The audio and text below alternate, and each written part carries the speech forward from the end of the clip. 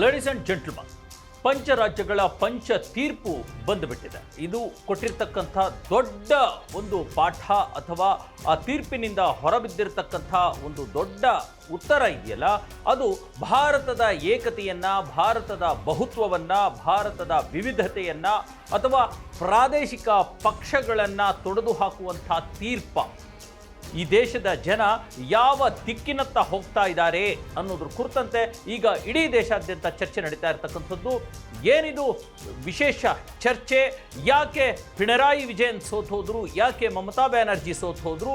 ಯಾಕೆ ಪ್ರಾದೇಶಿಕ ಪಕ್ಷಗಳ ಅಸ್ಮಿತೆಯೇ ಆಗಿದ್ದಂತಹ ಮಮತಾ ಬ್ಯಾನರ್ಜಿ ಸೋತ್ ಹೋದ್ರು, ಸ್ಟಾಲಿನ್ ಸೋತ್ ಹೋದ್ರು ಅನ್ನೋದ್ರ ಕುರಿತಂತೆ ನಾನು ನಿಮಗೆ ಮಾಹಿತಿಯನ್ನು ಕೊಡ್ತಿದ್ದೀನಿ. ನೀವು ನೋಡ್ತಿದ್ದೀರಾ ನೆಲ ಜಲ ಭಾಷೆಗಾಗಿ ಪ್ರಾಮಾಣಿಕ ಪತ್ರಿಕೋದ್ಯಮ, ನಿಮ್ಮ ಫೋಕಸ್ ಟಿವಿ.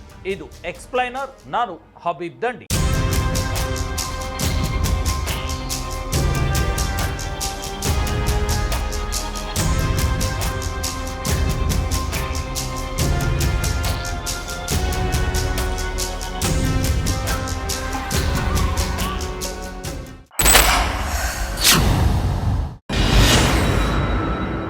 ಎಸ್ ವೀಕ್ಷಕರೇ, ಭಾರತ ದೇಶದ IPL ಅಂತಾನೆ ಗುರುತಿಸ್ಕೊಳ್ಳುವಂಥ, ಅಂದರೆ ಇಂಡಿಯನ್ ಪೊಲಿಟಿಕಲ್ ಲೀಗ್ ಅಂತಾನೆ ಕರೆಸ್ಕೊಂಡಿರ್ತಕ್ಕಂಥ ಈ ಪಂಚ ರಾಜ್ಯಗಳ ಚುನಾವಣಾ ತೀರ್ಪು ಈಗ ಬಂದಿರತಕ್ಕಂಥದ್ದು. ಅದರಲ್ಲಿ 3 ರಾಜ್ಯಗಳಲ್ಲಿ BJP ವಿಜಯವನ್ನು ಸಾಧಿಸಿದೆ ಮತ್ತು 2 ರಾಜ್ಯಗಳಲ್ಲಿ ಬೇರೆದೇ ಆಗಿರ್ತಕ್ಕಂಥ ಪಕ್ಷಗಳು, ಒಂದು ರಾಷ್ಟ್ರೀಯ ಪಕ್ಷ ಮತ್ತು ಒಂದು ಪ್ರಾದೇಶಿಕ ಪಕ್ಷ ಈಗ ಗೆಲುವನ್ನು ದಾಖಲಿಸಿದೆ ಅಲ್ವಾ. ಈಗ ಅಸ್ಸಾಮಲ್ಲಿ BJP ಇದೆ ಮತ್ತು ಪಶ್ಚಿಮ ಬಂಗಾಳದಲ್ಲಿ BJP ಬಂದಿದೆ, ಪುದುಚೇರಿಯಲ್ಲಿ BJP ಬಂದಿದೆ. ಇದರ ಜೊತೆಗೆ ತಮಿಳುನಾಡಿನಲ್ಲಿ TVK ಪಕ್ಷ ಬಂದಿರತಕ್ಕಂಥದ್ದು.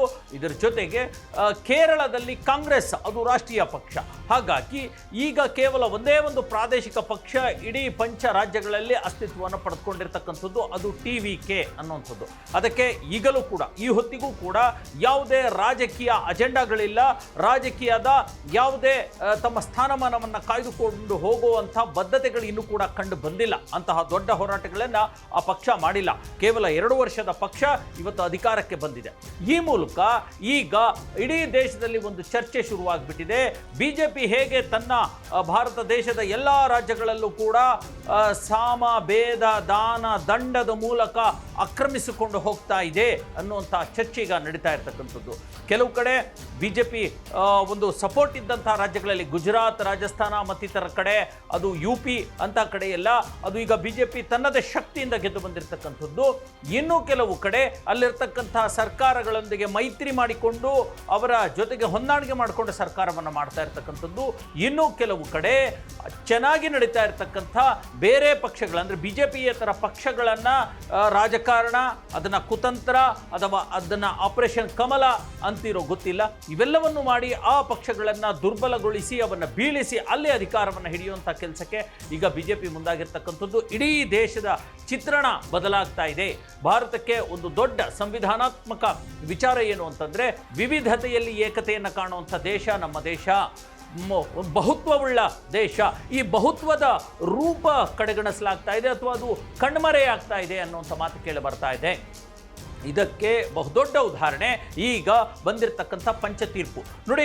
ಇಲ್ಲಿ ಮಮತಾ ಬ್ಯಾನರ್ಜಿ TMC ಅನ್ನುವಂಥ ಪಕ್ಷವನ್ನು ಕಟ್ಕೊಂಡು, ತೃಣಮೂಲ ಕಾಂಗ್ರೆಸ್ ಅನ್ನುವಂಥ ಪಕ್ಷವನ್ನು ಕಟ್ಕೊಂಡು, ಜೈ ಬಾಂಗ್ಲಾ ಅನ್ನುವಂಥದ್ದು, ಮಾನುಷ್ ಅನ್ನುವಂಥ ಒಂದು ಅಜೆಂಡಾಗಳ ಮೂಲಕ, ಹೇಳಿಕೆಗಳ ಮೂಲಕ ಬಾಂಗ್ಲಾದ ಅಸ್ತಿತ್ವಕ್ಕೆ, ಅಂದರೆ ಪಶ್ಚಿಮ ಬಂಗಾಳ ರಾಜ್ಯದ ಅಸ್ತಿತ್ವಗಳ ಬಗ್ಗೆ ಮತ್ತು ಅಲ್ಲಿನ ಬಂಗಾಲಿ ಭಾಷೆಯ ಬಗ್ಗೆ, ಕಲ್ಚರ್, ಅಲ್ಲಿನ ಸಂಸ್ಕೃತಿಯ ಬಗ್ಗೆ ತಮ್ಮದೇ ಆಗಿರ್ತಕ್ಕಂಥ ಒಂದು ಗಟ್ಟಿತನವನ್ನು ಇಟ್ಕೊಂಡಿದ್ರು. ಯಾವುದೇ ಪರರಾಜ್ಯದ ಹೇರಿಕೆಯನ್ನು ಅವರು ವಿರೋಧಿಸ್ತಾ ಇದ್ರು. ಇತ್ತ ಕಡೆ ತಮಿಳುನಾಡಿನಲ್ಲಿ DMK ಪಕ್ಷ, ದ್ರಾವಿಡ ಮುನ್ನೇತ್ರ ಕಳಗಂ ಅನ್ನುವಂಥ ಪಕ್ಷ ಇದೆಯಲ್ಲ, ಅದು ಸ್ಟಾಲಿನ್ನ ರೂಪದಲ್ಲಿ ಕೇಂದ್ರ ಸರ್ಕಾರದ, ಅದು ಯಾವುದೇ ಆಗಿರಲಿ, BJP ಆಗಿರಲಿ, ಕಾಂಗ್ರೆಸ್ ಆಗಿರಲಿ, ಉತ್ತರ ಭಾರತದ ಹೇರಿಕೆಯನ್ನು ತಡೆಯುವಲ್ಲಿ ಅವರು ಯಶಸ್ವಿಯಾಗಿದ್ದರು. ತಮ್ಮದೇ ರಾಜ್ಯದ ಅಸ್ಮಿತೆಯನ್ನು ಅವರೆಲ್ಲ ಮಾಡ್ಕೊಂಡು ಹೋಗಿದ್ರು.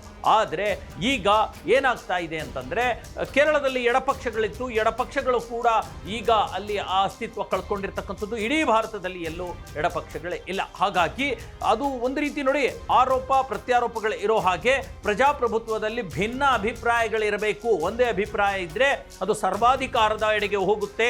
ಆ ಪಕ್ಷ, ಸರ್ಕಾರ, ಅಧಿಕಾರ ಸರ್ವಾಧಿಕಾರದ ಎಡೆಗೆ ಹೋಗುತ್ತೆ ಅನ್ನೋಂಥ ಮಾತನ್ನು ಅಂಬೇಡ್ಕರ್ ಅವರು ಹೇಳಿದರು. ಹಾಗಾಗಿ ಇವತ್ತು ಆ ಭಿನ್ನತೆ ಅಥವಾ ಭಿನ್ನ ಅಭಿಪ್ರಾಯಗಳು ಅನ್ನುವಂಥದ್ದು, ಬಹುತ್ವ ಅನ್ನುವಂಥದ್ದು ಕಣ್ಮರೆಯಾಗ್ತಾ ಇದೆ. ಏಕ ಚಕ್ರಾಧಿಪತ್ಯ ಮುಂದುವರಿತಾ ಇರತಕ್ಕಂಥದ್ದು. ಇದು ಭಾರತದ ಪ್ರಜಾತಂತ್ರ ವ್ಯವಸ್ಥೆಯ, ಪ್ರಜಾಪ್ರಭುತ್ವದ ಭವಿಷ್ಯಕ್ಕೆ ಆತಂಕವನ್ನು ಹುಟ್ಟುಹಾಕಿದೆ. ಇದ್ರ ಜೊತೆಗೆ ಬಿಜೆಪಿ ಒಂದಷ್ಟು ಜನರನ್ನ ಈಗಾಗಲೇ ಮಠಾಶ್ ಮಾಡಿರ್ತಕ್ಕಂಥದ್ದು. ದೆಹಲಿಯಲ್ಲಿ ಆಮ್ ಆದ್ಮಿ ಪಕ್ಷವನ್ನು ಅಲ್ಲಿನ ತುಳಿದು ಅರವಿಂದ್ ಕೇಜ್ರಿವಾಲ್ ಹೋಗ್ಬಿಟ್ಟಿದ್ದಾರೆ. ಅವರ ಬಿಜೆಪಿಯ ಹೊಡೆತಕ್ಕೆ ಫಾರೂಕ್ ಅಬ್ದುಲ್ಲಾ ಹೋಗ್ಬಿಟ್ಟಿದ್ದಾರೆ. ಮನೀಶ್ ಸಿಸೋಡಿಯಾ ಹೋಗ್ಬಿಟ್ಟಿದ್ದಾರೆ. ಬಿಹಾರದಲ್ಲಿ ನಿತೀಶ್ ಕುಮಾರನ್ನ ಬುಟ್ಟಿಗೆ ಹಾಕಿಕೊಳ್ಳಲಾಗಿದೆ. ಶರದ್ ಯಾದವ್ ಅವರಂತೂ ಅವ್ರ ಕಥೆನೇ ಬೇರೆ ಅಲ್ವಾ. ಮುಲಾಯಂ ಸಿಂಗ್ ಯಾದವ್ ಅವರ ಕಥೆನೂ ಬೇರೆಯಾಗಿ ಹೋಯಿತು. ಶರದ್ ಪವಾರ್ NCPಯಿಂದ ಅವರನ್ನು ಕೂಡ ಒಡೆದು ಅಜಿತ್ ಪವಾರನ್ನಾಗಿ ಏನೋ ಬೇರೆ ಬಣ ಮಾಡಲಾಯಿತು ಅಲ್ಲವೇ. ಶಿವಸೇನೆಯಂಥ ಪ್ರಾದೇಶಿಕ ಪಕ್ಷ ಉದ್ಧವ್ ಠಾಕ್ರೆಯನ್ನ ಅವರನ್ನು ಕೂಡ ಅವರ ಶಕ್ತಿಯನ್ನು ಕಡಿಮೆ ಮಾಡಲಾಯಿತು. ತೆಲಂಗಾಣದಲ್ಲಿ ಕೆ ಚಂದ್ರಶೇಖರ್ ರಾವ್ ಮತ್ತು ಆಮ್ ಆದ್ಮಿ ಪಾರ್ಟಿಯಿಂದ ರಾಘವ್ ಚಡ್ಡಾ ಅಂತ ಯುವ ನಾಯಕನನ್ನು ತೆಗೆದುಕೊಂಡಿದ್ದು. ಮಮತಾ ಬ್ಯಾನರ್ಜಿಯನ್ನು ಈಗ ಸೋಲಿಸಿರ್ತಕ್ಕಂಥದ್ದು ಮತ್ತು ಪಿಣರಾಯಿ ವಿಜಯನ್ ಸೋಲಿಸಿರ್ತಕ್ಕಂಥದ್ದು ಮತ್ತು MK ಸ್ಟ್ಯಾಲಿನ್ ಇವೆಲ್ಲವೂ ಕೂಡ ಪ್ರಾದೇಶಿಕ ಅಸ್ಮಿತೆ. ಅಷ್ಟೇ ಯಾಕೆ, ಕರ್ನಾಟಕದ ಜನತಾದಳ ಪ್ರಾದೇಶಿಕ ಪಕ್ಷವಾಗಿರ್ತಕ್ಕಂಥ ಜನತಾದಳದ HD ದೇವೇಗೌಡರು ಮತ್ತು ಕುಮಾರಸ್ವಾಮಿಯನ್ನು ಕೂಡ ಆಪೋಷಣ ತೆಗೆದುಕೊಂಡು ಬಿಟ್ಟಿದೆ ಬಿಜೆಪಿ. ಈ ಹಂತದಲ್ಲಿ ಏನು ಆಗುತ್ತೆ ಭಾರತದ ಭವಿಷ್ಯ ಅನ್ನುವಂಥ ಚರ್ಚೆ ಹುಟ್ಕೊಂಡಿರ್ತಕ್ಕಂಥದ್ದು.